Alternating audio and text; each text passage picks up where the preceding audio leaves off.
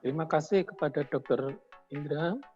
Selamat sore kepada Prof, rekan sejawat, dan semua partisipan. Pada siang hari ini saya akan menyampaikan topik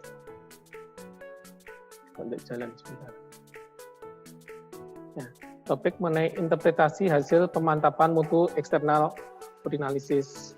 Seperti yang Dr. Teguh sampaikan tadi, bahwa mungkin ini juga sebagian refreshing, sebagian mungkin hal yang baru bagi kita. Mungkin kita mengingat kembali, yaitu tujuan pemeriksaan laboratorium untuk urinalisis. Banyak tujuan yang digunakan, hampir sama untuk pemeriksaan laboratorium semuanya, yaitu untuk screening penyakit, untuk membantu menegakkan diagnosis, mengikuti jalannya penyakit, membantu meramalkan prognosis, membantu sejauh mana gangguan paru organ sebagai akibat dari suatu penyakit. Nah, pemeriksaan urinalisis tadi pada prinsipnya terdiri dari tiga, meskipun tadi setelah kita dengar dari Dr. Aresta ada beberapa perkembangan, meliputi tes makroskopik, tes mikroskopik, dan tes kimia urin. Saat ini untuk pemantapan mutu yang kita kerjakan masih meliputi mengenai tes kimia urin. Ya. Untuk tes kimia urin sendiri tadi sudah dijelaskan Dr. Petri, meliputi 10 parameter, berat jenis, pH, protein, glukosa, bilirubin, urobilirubin, darah, keton, nitrit, dan leukosit.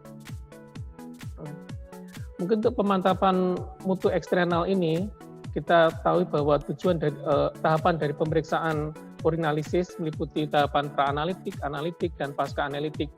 Sedangkan untuk penggunaan bahan kontrol sendiri meliputi untuk di tahap analitik, dan dokumentasi untuk tahapan-tahapan ini kita masukkan dalam tahap pasca-analitik. Pemantapan mutu laboratorium adalah semua kegiatan yang ditujukan untuk menjamin ketelitian dan ketepatan hasil pemeriksaan laboratorium. Terdiri dari dua, yaitu pemantapan mutu internal dan pemantapan mutu eksternal.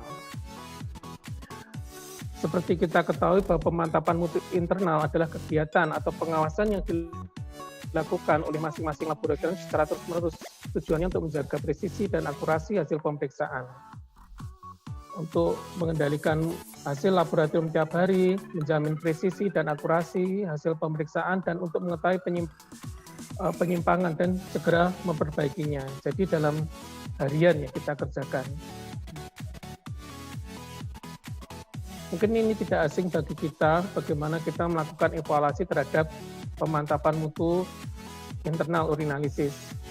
Sebetulnya untuk pemantapan mutu eksternal pun kita juga mendapatkan sebagian besar adalah berupa data semi kuantitatif.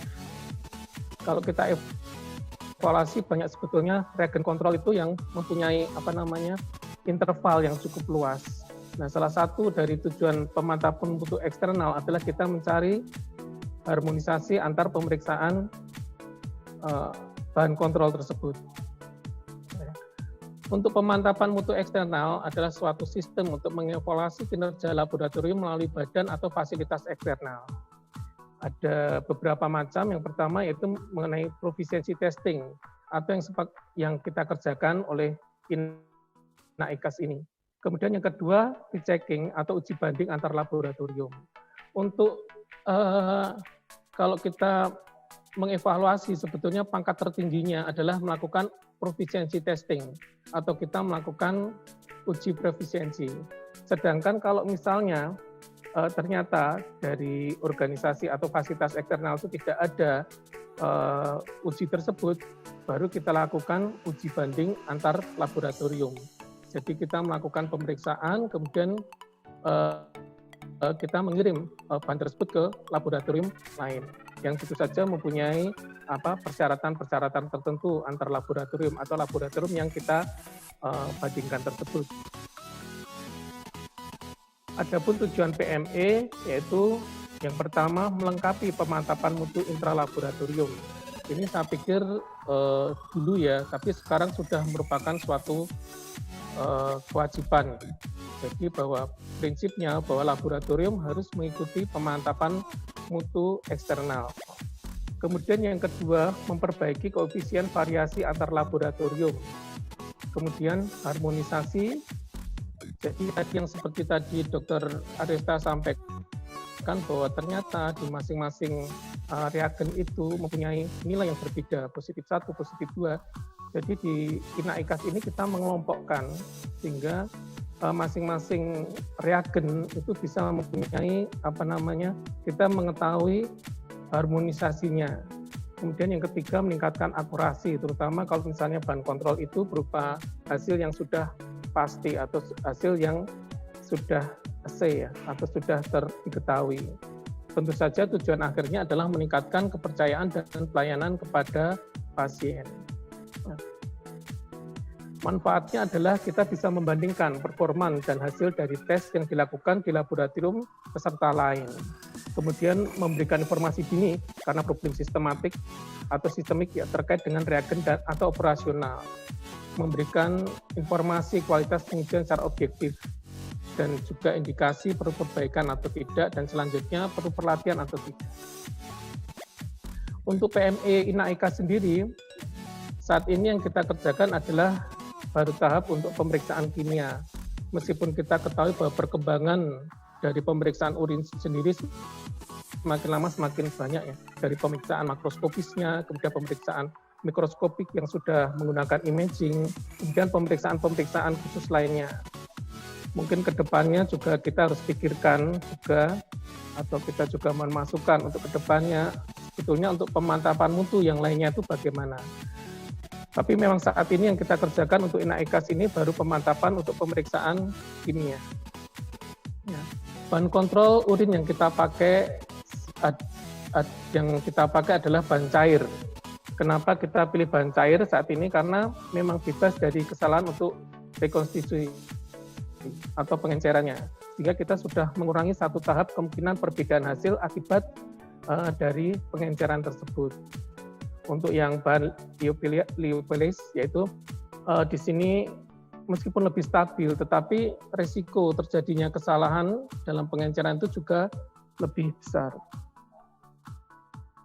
Kemudian yang perlu diingat lagi dari bahan kontrol itu adalah meskipun bahan kontrol itu diambil dari human atau material dari human, tetapi masih ada risiko-risiko untuk terjadinya kemungkinan infeksi yang lainnya, meskipun tes tersebut dinyatakan negatif dari tekanan. Kemudian bahan kontrol ini yang dipakai di INAICAS ini stabil pada suhu 2-8. Kemudian kalau sudah dibuka, ini bisa stabil pada suhu 2-8 dan bisa stabil selama 30 hari. Dan jika digunakan 20 kali, itu masih stabil. Kita tahu bahwa bahan kontrol nanti yang dikirimkan, paling kita menggunakannya ya 1 atau 2 kali saja. Tapi ini sampai 20 tes itu masih bisa. Jika lebih, risiko untuk terjadi negatif palsu pada pembacaan blood-nya akan lebih besar. Kemudian bahan kontrol yang kita pakai mempunyai nilai target atau bahan pakai yang kita gunakan adalah bahan kontrol yang C. Jadi ada ratingnya. Tapi kita tahu bahwa tujuan dari PM ini adalah harmonisasi, sehingga apakah hasil yang kita kerjakan itu harmonis dengan lab lain yang menggunakan alat atau metode yang sama. Kemudian tujuan yang lainnya adalah memperbaiki atau menurunkan koefisien variasi antar laboratorium. Ini parameter-parameternya, jadi ada beberapa level yang digunakan. Kemudian pembacaan tadi sudah disampaikan Dr. Petri, ada visual, ada urin analyzer. Kemudian analisis yang kita gunakan pada INAICAS ini, yaitu setelah input data, tadi sudah disampaikan Dr. Petri, yaitu input data dari peserta, kemudian ditabulasi oleh Sekretariat INAICAS. Jadi saya terima kasih di sini kepada Sekretariat yang sudah mentabulasi demikian banyak peserta. Ya. Lebih dari 500 peserta tahun kemarin, mungkin kedepannya bisa lebih. Kemudian analisisnya itu berdasarkan analisis reagen dan alat. Kemudian dari tim akan melakukan evaluasi untuk memberikan rekomendasi reference, tentu saja berupa data semi kuantitatif. Nah, interpretasi hasil PMI urin, yaitu hasil dilaporkan untuk setiap analit uji. Ini 10 analit, kemudian analisisnya meliputi analisis reference dari reference ring rujukan, kemudian kita melakukan evaluasi terhadap modus dari hasil yang disampaikan dari para peserta, kemudian median. Kemudian diaplikasikan untuk setiap analit. Jadi kita melakukan evaluasi pada semua analit dan semua peserta meliputi reference ring, modus, dan median. Dan kita juga memisahkan lagi analisnya meliputi alat yang sama, kemudian analisis meliputi reagen yang sama. Nah, kalau kita kumpulkan dari data yang terkumpul itu, sebagian besar memang membentuk suatu kurva Gaussian ini, kurva normal ini. Tapi memang untuk pemeriksaan PME pada INAICAS ini, karena data berupa data semi kuantitatif, itu datanya kadang-kadang kurva ini memang tidak begitu jelas dan sebaran datanya relatif terbatas. Berbeda dengan data kuantitatif yang data ini mungkin bisa lebih jelas. Ini beberapa contoh data yang kita kumpulkan. Ternyata setelah kita evaluasi ya membentuk kurva Gaussian ini. Tapi memang tadi seperti saya sampaikan bahwa sebarannya itu relatif tidak banyak ya, karena data yang disampaikan dari data semi kuantitatif itu juga tidak banyak. Paling sekitar 5 ya, paling banyak. Nah, interpretasi hasil dari PMI ini ada 3, yaitu hasil PMI yang baik, kemudian hasil PMI cukup, dan hasil PMI yang perlu perhatian. Nah, artinya kalau misalnya hasil PME cukup, ini dari kurvanya tentu saja dia lebih di pinggir ya. Untuk yang perlu perhatian biasanya berupa nilai yang ekstrim dari hasil PME tersebut. Kemudian setelah diberikan rekomendasi, kita melakukan evaluasi, dilakukan penyelenggara dan memberikan umpan balik yang dikirim ke masing-masing peserta. Tentu saja di laboratorium setelah menerima hasil tersebut, jika hasil baik, artinya harmonisasi atau CV-nya relatif kecil, sehingga rekomendasinya tentu saja pertahankan. Jika hasilnya cukup, harmonisasinya cukup, di sini perlu dilakukan evaluasi. Untuk yang perlu perhatian, ya ini tentu saja evaluasinya hendaknya lebih detail. Kenapa hasil yang didapatkan itu ternyata mempunyai harmonisasi yang perlu diperhatikan. Nah, untuk evaluasi terhadap hasil PME setelah menerima, memang ini ada beberapa cara, tapi mungkin monggo saja dari para peserta ada beberapa pendekatan yang digunakan untuk evaluasi terhadap hasil PME. Beberapa akreditasi kan menyampaikan bagaimana cara mengevaluasi hasil PME tersebut. Ada yang bisa menggunakan pendekatan manajemen risiko. Memang secara teori untuk manajemen risiko ini sebaiknya dilakukan sebelum PME ya. Kita melakukan identifikasi risiko masing-masing step dari sampainya bahan kontrol sampai kita memasukkan hasil. Jadi sebaiknya itu dimasukkan dalam suatu kegiatan yang rutin dalam laboratorium. Atau melakukan pendekatan menggunakan RCA atau berupa root cause analysis. Ya. Kenapa kok hasil tersebut bisa berbeda? Kemudian bisa juga melakukan pendekatan fishbone analysis ya. Kenapa kok hasil tersebut itu dari sisi people, environment, margin, metode, dan sebagainya. Tetapi konsepnya sebetulnya kita harus tahu dulu alur bahan kontrol INAICAS setelah bahan itu kita terima. Jadi kalau setelah bahan itu diterima, gimana bahan tersebut diterima? Seperti tadi Dr. Petri sampaikan, harus ngasih tahu dulu nih bagian penerimaan kalau ada bahan kontrol harus segera memberikan informasi kepada laboratorium.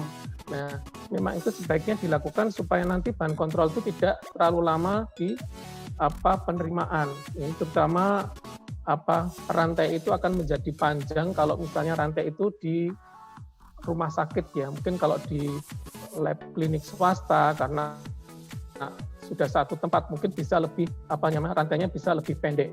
Kemudian apakah langsung disimpan, bagaimana sebelum bahan kontrol itu diterima sudah dilakukan sosialisasi terhadap staf. Kemudian penyimpanan bahan kontrol gimana? Apakah suhu almari esnya terkalibrasi dan sebagainya. Kemudian untuk running alat, memang secara teori bahwa untuk running bahan kontrol itu dikerjakan seperti sampel pada umumnya. Tapi alangkah lebih baiknya kalau kita setiap hari sudah melakukan itu uji kontrol, kalibrasi, kemudian SDM yang mengerjakan karena ini merupakan bahan kontrol. Kemudian untuk pengisian hasil, nama reagen, nama alat, terutama satuan. Kalau memang diperlukan nilainya, misalnya harus dimasukkan, ya tolong dimasukkan. Jadi konsepnya bahwa untuk evaluasi terhadap hasil PME tersebut, ya, masing-masing step harus kita evaluasi di mana kemungkinan kegagalan dari hasil pemantapan mutu tersebut. Kesimpulannya adalah PME merupakan kegiatan uji provinsi harmonisasi hasil antar laboratorium. Analisis hasil PME mempertimbangkan jenis alat, reagen, min, modus peserta, serta reference ring, kemudian rekomendasi hasil PME inactivated urinalysis berupa hasil baik, sukses, dan perhatian. Kemudian yang